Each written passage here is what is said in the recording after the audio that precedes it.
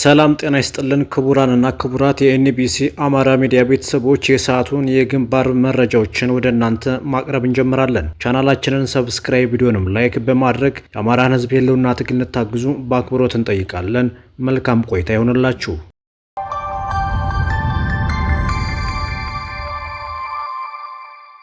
የአብይ አህመድ የግፍ አገዛዝ እንዲያበቃ በማንኛውም መንገድ መታገል ያስፈልጋል ሲል አርበኛ አስረስ ማረ ጥሪ አቀረበ። አርበኛ አስረስ እንዳለው ነገ ቅዳሜ ግንቦት 30 ቀን 2017 ዓ.ም በአብሮነት ኢትዮጵያ አዘጋጅነት በተሰናዳው የበየነ መረብ የተቃውሞ ትዕይንት ላይም አገዛዙ ላይ በጋራ ተጽዕኖ እንድናሳርፍ ይጠበቃል ሲል ገልጿል። አክሎም በተደራጀና በታቀደ መንገድ የሚከናወን የማህበራዊ ሚዲያ ዘመቻ ለትግሉ ከሚያስፈልጉ ስልቶች መካከል አንዱ ነው። የአብይ አህመድ አገዛዝን ለመጣል አፈሙዝ ብቻውን በቂ አይደለም። በጠላት ላይ የምንተኩስበትን ዓላማ ለህዝባችንና ለዓለም ደጋግመን መንገር ያስፈልጋል። አገዛዙ የሚታገለን እጁ ላይ ባለው ነገር ሁሉ ስለሆነ እኛም እጃችን ላይ ባለው ማንኛውም ነገር እንታገላለን ብሏል አርበኛ አስረስ። ሲያጠቃልልም ይሄው የበየነ መረብ የተቃውሞ ትዕይንተ ህዝብ ሬዮት ሚዲያን ጨምሮ በሚዲያዎች በኩል በቀጥታ ስርጭት ይተላለፋል። የአብይ አህመድን አገዛዝ የምትቃወሙ ሁሉ የተቃውሞ ትዕይንተ ህዝቡ አካል እንድትሆኑ ጥሪ ተላልፎላቸዋል። በዚህ ዕለት አርበኛ ዘመነ ካሴ መልእክት ያስተላልፋል በማለት አርበኛ አስረስ ማረ መልእክቱን ያስተላልፋል።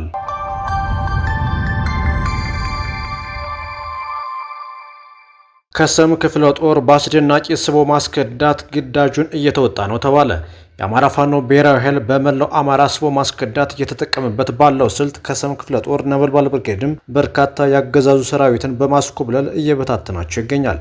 ወደ ምንጃር ሸንኮራው ነበልባል ብርጌድ የመጣውን 4 ክፍለ ጦርና 1 ሻለቃ ኮማንዶ ነበልባሎቹ ወደ ውስጥ ስቦ በማስገባት ያገዛዙን ሰራዊት ወደ ነበልባል ብርጌድ እንዲቀላቀሉ አድርጓል። ይህ ስቦ ማስከዳት ስልት በጣም ተጠናክሮ እንደሚቀጥል የአማራ ፋኖ ብሔራዊ ኃይል ከሰም ክፍለ ጦር ነበልባል ብርጌድ ዋና ጦር አዛዥ 50 ሻለቃ ፍቃዱ ጥላሁን ከልክል ያስታውቋል። አገዛዙ ወደ ምንጃር ሸንኮራ ኃይል ጨምሮ በተለያየ አቅጣጫ በማስገባት ፋኖን በእጅ ይዛለው የቀሩትን በታትናለው በማለት የመጣው ደንገጡር ብሎቹ የነበልባል ጦር አዛዦችና አመራሮች በመመካከር አናብስቶቹ የነበልባል ተዋጊዎች ተበታትነው እንዲሰርጉ ትዕዛዝ ከተሰጣቸው በኋላ ተበታትኖ እንዲያስስ የወጣው የአገዛዙ ሰራዊት በነበልባል ደህንነት አባሎቻችን ወደ ነበልባል እንዲቀላቀሉ ምቹ ሁኔታ በማመቻቸት በአንድ ጊዜ በሁለት አቅጣጫ ወደ ነበልባል ብርጌድ ገብተዋል። በተመሳሳይ በየአቅጣጫው ትጥቃቸውን ለገበሬው እያስታጠቁ ወደ የሀገራቸው የተበታተኑት የአገዛዙ ሰራዊት አባላትም በርካቶች ናቸው። ይህ በእንዲህ እንዳለ በአሁኑ ሰዓት በአገዛዙ ውስጥ ያሉት አባላት ሁሉም መውጣትና መበተን ስለሚፈልጉ ለመካድ ሲመካከሩ እንኳን ለመውጣት ባይመቻቸው ይቀሩ ይሆናል እንጂ አንድ ሚስጥር አያወጡም፣ ጓዳቸውንም አሳልፈው አይሰጡም ተብሏል። ለዚህ ነው 8ቱን በአንድነት በአንድ አቅጣጫ ተመካክረው ሽፋን እየተሰጣጡ የወጡት። አሁንም ያገዛዙ ሰራዊት በየቀበሌውና ጎጡ እየሳቡ እንዲበታተኑና እንዲክዱ ማድረጉ ተጠናክሮ ይቀጥላል ሲል የአማራ ፋኖ ብሔራዊ ኃይል ከሰም ክፍለ ጦር ነበልባል ብርጌድ ሚዲያ ክፍል መረጃውን አጋርቶናል።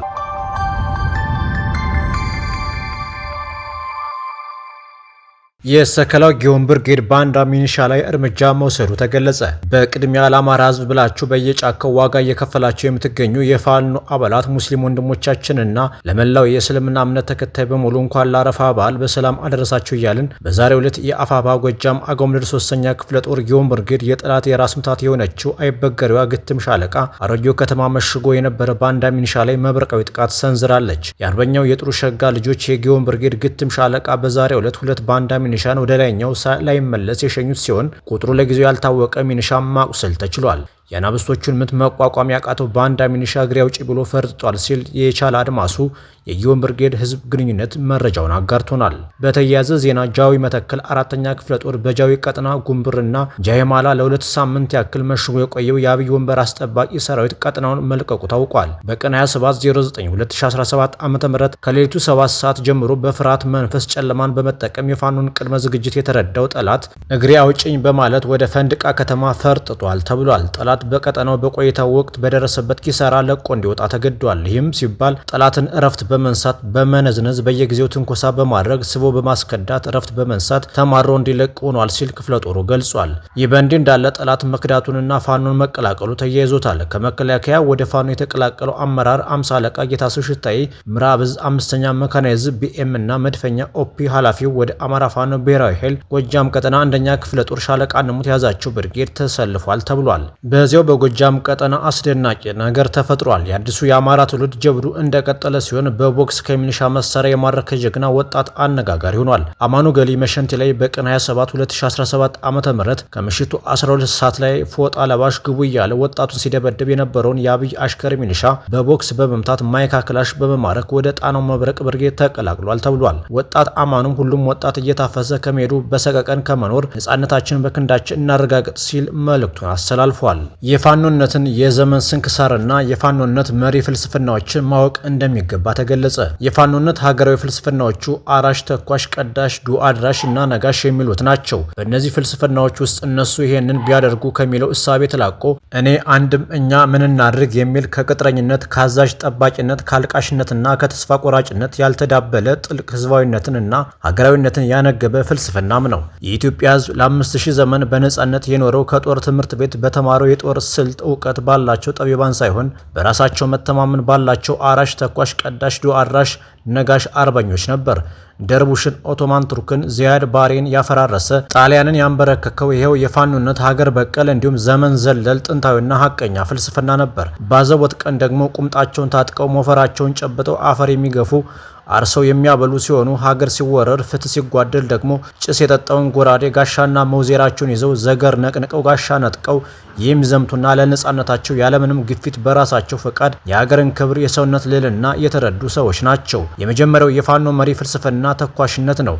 የፋኖ የተኳሽነት እሴት ስንል በዘመናዊነት ስም ህሊናውንና ፈሪያ ፈጣሪን ሀገርና ሰብናን በመሸጥ በምንዳ ገመድነት እየተጎተተ በጀነራል ትዕዛዝ እናት አባቱን በቦምብ የሚያገኝ ህጻናትን የሚደፈር ንጹሃንን በጀት የሚያገኝ የሀገር ድንበርን በጥላት አስወርሮ ለአንድ አይምሮ ለተዛባ ግለሰብ ስልጣን ብቻ ብሎ ሰፈር ለሰፈር እየዞረ የገዛ ወገኑን የሚፈጅን የስህተት መንገድን ነው ያጸዳው። የፋኖ ተኳሽነት እሴቱ በዘመናዊ የኢትዮጵያ ታሪክ ውስጥ የኢትዮጵያ ህዝብ በዘመናዊነት ሰበብ እንዲጥል የተደረገው አንዱ ተኳሽነትን ነበር። የግድ ከጦር ማሰልጠኛ ትምህርት ቤት መመረቅ ለተኳሽነት ቅድመ ሁኔታ ተደርጎ እንዲታሰብ የሚያስገድዱ ሁኔታዎች የተጀመሩት የዛሬ 70 ዓመት ገደማ ነበር። የአጭር ዕድሜ ያለው አሰራር የ5000 ዘመናት ባህልና እሴትን ሊያደበዝዘው አልቻለም። የጠፋ መስሏቸው አገርና ህዝብን የደፈሩት ከሃዲዎች በፋኖ የተኳሽነት እሳት እየተለበለቡ ይገኛሉ። የተኳሽነት እሴቱን ያላጠፋው የአማራ ፋኖ አብይ አህመድ መራሹ የኦሮሞው ጦር በአማራው ላይ ጦርነት ባወጀበት ወቅት ፋኖ ከየት መጣ እስኪባል ድረስ የአማራን ከተሞችና ገጠር በአንድ ጊዜ አጥለቀለቀው። አባት ለልጁ ፋኖ ለጓዱ እሳት ዳር ቁጭ አድርጎ ስልጠና ይሰጣል። አሁንም በየቤቱ በየመንደሩ ስልጠናው ቀጥሏል። እድሜ ለብርሃኑ ጁላ ሰራዊት አማራ የነበረበትን የጥይትና የጦር መሳሪያ ችግርም ተፈቷል። ሁሉም ለመብቱ ተኳሽ መሆን አለበት። ተኳሽ ማለት ቃታ መሳብ ብቻም አይደለም፣ የተግባር ሰው መሆን ማለት ነው።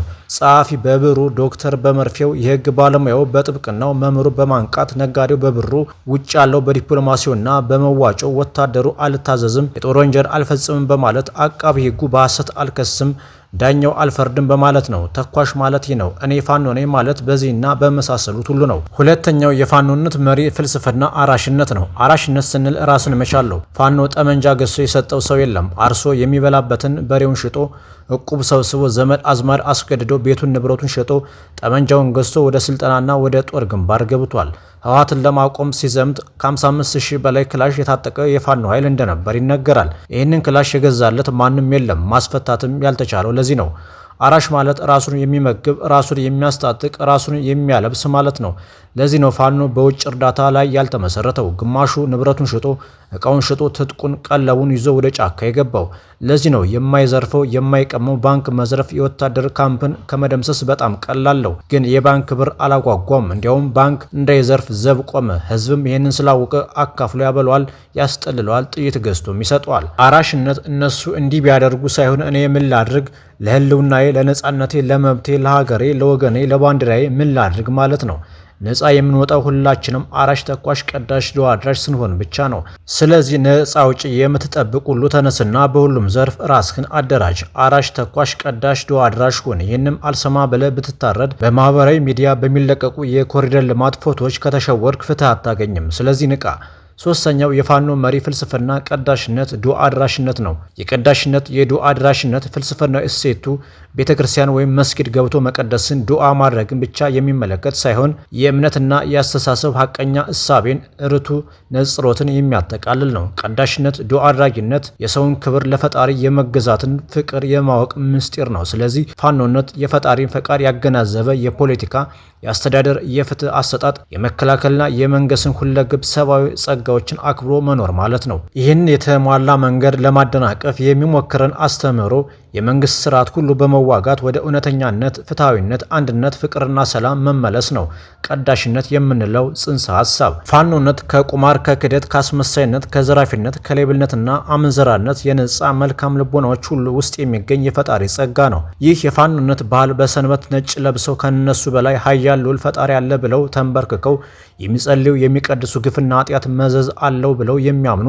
ዘረኝነትና ራስ ወዳድነትን የሚጠሉ፣ ትግልን ማሸነፍ የሚችለው ሙሉ ሰብዕና የታጠቀ በፈሪሃ አምላክ የሚመራ ፍትህና እውነትን ይዞ በነጻነት የሚያስብ ሰው ብቻ መሆኑን የሚያምን የኢትዮጵያኖች ሁሉ ስም ነው። በራሳቸው ላይ ሊደረግ የማይፈልጉትን በሌላ ላይ የማያደርጉ ትልቅ የሞራል ልዕልና ያላቸው ሰዎች ናቸው ግፍ መፈጸምና ፈጻሚውን የሚፋለሙት። የፋኖነት ቀዳሽነቱ አዛዡ ጦሩን የሚመራው ጀነራሉ ብቻ ሳይሆን ህሊናውና ፈሪሃ አምላክ ነው። ፋኖ ጠባቂ ሳይሆን አሳቢ፣ ወሳኝና ተግባሪ በመሆኑ ይኸው ትግሉ ተፋጠነ እንጂ አልተዳከመም። በኢትዮጵያ ታሪክ የኢትዮጵያ ወታደር ለመሆን ለዘመናት አባት ለልጁ፣ ታላቅ ወንድሙ ለታናሹ እያስተማረ እንጂ ልጁን የጦር ማሰልጠኛ ትምህርት ቤት ልኮ አይደለም የሚያሰለጥነው።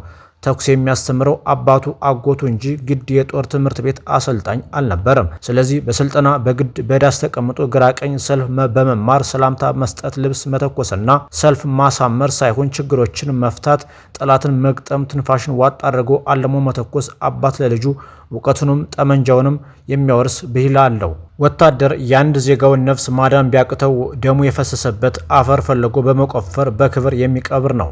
የዛሬቱ ኢትዮጵያ መሪዎች ከአረቦች፣ ከቱርክ እንዲሁም ከሌሎች የሀገሪቱ ታሪካዊ ጠላቶች ጋር ተባብረውና ተበድረው በጅምላ ጨራሽ መሳሪያ ይፈጁናል።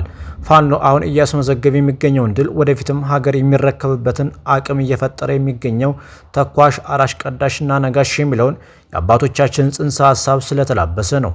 ይህንን ጽንሰ ሐሳብ 130 ሚሊዮኑ ኢትዮጵያዊ ሊያጥናው ሊረዳውና ሊለብሰው ይገባል። ሁሉም ኢትዮጵያዊ ነፃ አውጪ መጠበቅ ማቆም አለበት። ራስን ነፃ ማውጣት እንጂ ማንም ነፃነት አይሰጥም። ስለዚህ ነፃነት የሚፈልግ ሰው አራሽ መሆን አለበት። አራተኛውና የመጨረሻው የፋኖ መሪ ፍልስፍና ነጋሲነት ነው። የፋኖ ነጋሲነት ለ5000 ዘመናት ሀገረ መንግስትን ቀርጾ ፍትህ ርትን ያሰፈነ ልዕለ ኃያል ባለታሪክ ማህበረሰብ ነው። ነጋሲነት ህዝባዊ አገልጋይነት እንጂ ጨፍላቂነት አይደለም። ነጋሲነት ፍትሐዊነት፣ ርቱዓዊነት እንጂ የሴራ እሳቤ አይደለም። ነጋሲነት ለህዝብ ሻማ ሆኖ ማብራት እንጂ ህዝብን በማንነቱ ለብልቦ ማቃጠል አይደለም። ነጋሲነት አቃፊነት፣ አሳታፊነት፣ አሻጋሪነት እንጂ ገፊነት አይደለም። በአጠቃላይ የፋኖነት መሪ ፍልስፍናዎች እነዚህ ብቻ ናቸው ማለት አይደለም። እንደየዘመኑ አውድ እንደ ጠላት የጥፋት ስልተ መንገድ ሊለያይም ሊወሰንም ይችላል። ከላይ ያነሳናቸው የትናንት አርበኞች ሀገር ተክል የማሸነፊያ ሀቀኛ መሪ ፍልስፍናዎች ናቸው ማለት ሲያንስ እንጂ ግነት ሊሆን አይችልም። በመሪ ፍልስፍናዎቻችን ተጉዘን ለድል ያብቃን ሲል ፋኖ ማንደፍሮ ተሰማ የአፋባ ጎንደር ቀጠና ጽሕፈት ቤት ኃላፊ ትንተናውን ይቋጫል።